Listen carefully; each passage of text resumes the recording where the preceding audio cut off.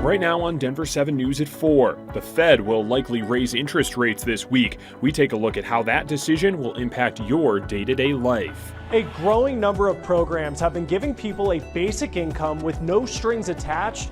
We're looking into what happens when that money ends and if the recipients are really better off. And the hundreds of miles of irrigation canals across our country lose a significant amount of water to evaporation.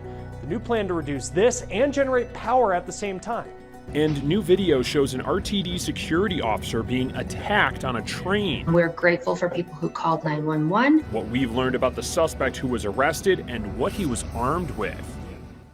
Thanks so much for joining us. I'm Jason Grenauer. Now that attack is new at 4. A 24-year-old man is in jail accused of assaulting an RTD security officer. Denver 7's Patrick Perez has more on the arrest and the video showing how it all happened. That whole ordeal ended right here at 38th and Blake Station. This is where DPD arrived to help that RTD security officer detain that suspect, and now he's facing several charges. We're still working to learn more about what exactly happened on this A-Line train Saturday morning. The arrest affidavit doesn't include too many details, but RTD confirms this started after the security officer asked a passenger for his ticket. During that interaction, the passenger is accused of assaulting the security officer. The scuffle is caught on cell phone video. Eventually, the train comes to a stop and DPD arrives to help detain the passenger. We're grateful for people who called 911. We do ask our customers to be kind of our boots on the ground, our eyes when they're out there. Obviously, this security guard was doing his job by being on the train. At one point during the confrontation, a gun appears on the ground next to the suspect. Denver police says it was a toy gun, an airsoft, and belongs to the suspect. Police identified him as 24-year-old Shannon Hamilton. He's charged with trespassing, disturbing the peace, and assault.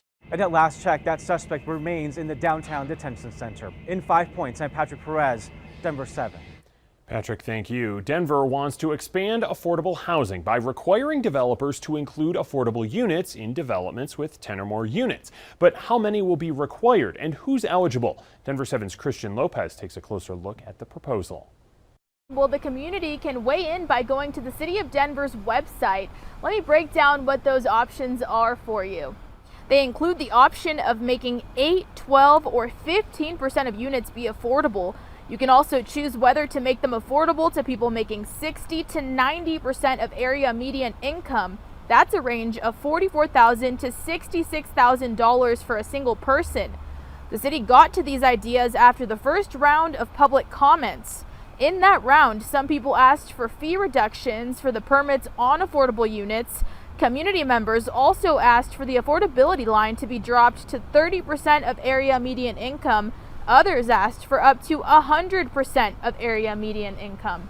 The policy is to ensure that as new homes are built in Denver, more affordable homes are built too. And so what that means is that about 10 to 12% of new homes being built will be committed to serving households that make less than the area median income.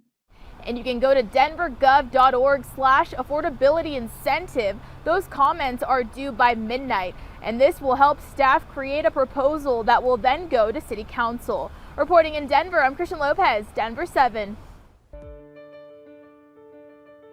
To the war in Ukraine now. As fighting intensifies in the western part of the country, officials estimate more than 2.7 million refugees have fled since the war began nearly 3 weeks ago.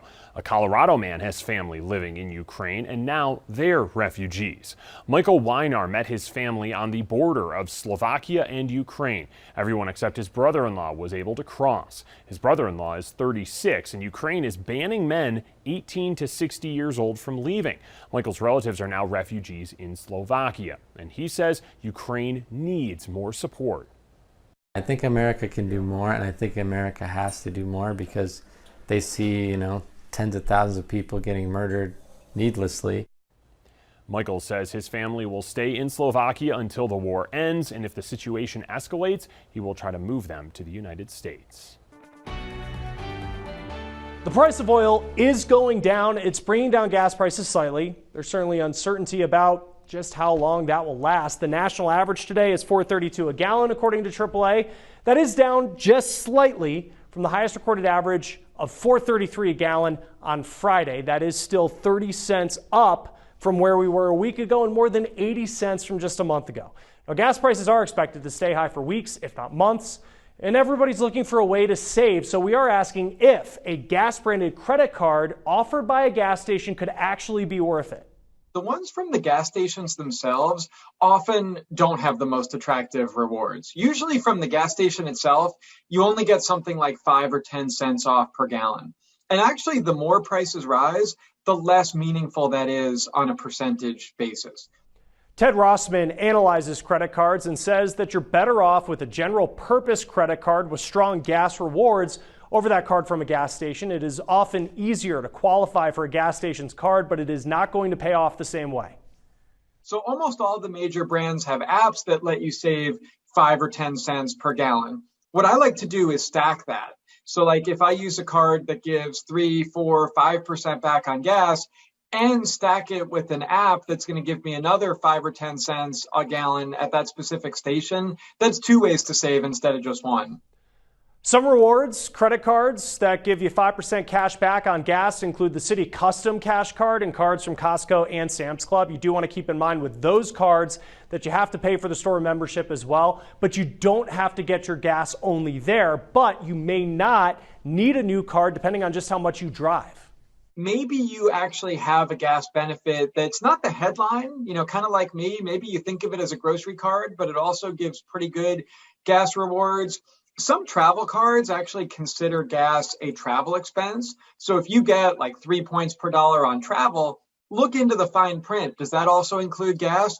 That could be a nice way to save. Now, high gas prices do mean that you're going to be paying more if you take an Uber or if you order food delivery from a place like Uber Eats. Now, starting on Wednesday, the added surcharge on an Uber trip is going to be 45 to 55 cents. The surcharge for Uber Eats will be 35 to 45 cents. The company says this will be in place for at least the next 60 days, and then they'll reassess where they're at. It is something they say that the extra fee will be going to its workers. Now, gas prices are part of the reason that inflation is at a 40-year high, and this week the Federal Reserve is expected to start doing something about it. Wednesday, the Fed is expected to increase the interest rate by a 1/4 point.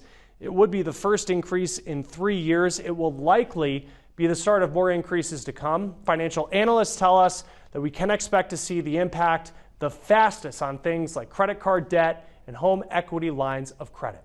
Now, demand for cybersecurity workers continues to grow, but the number of women in these jobs still lags behind the new effort to diversify the industry.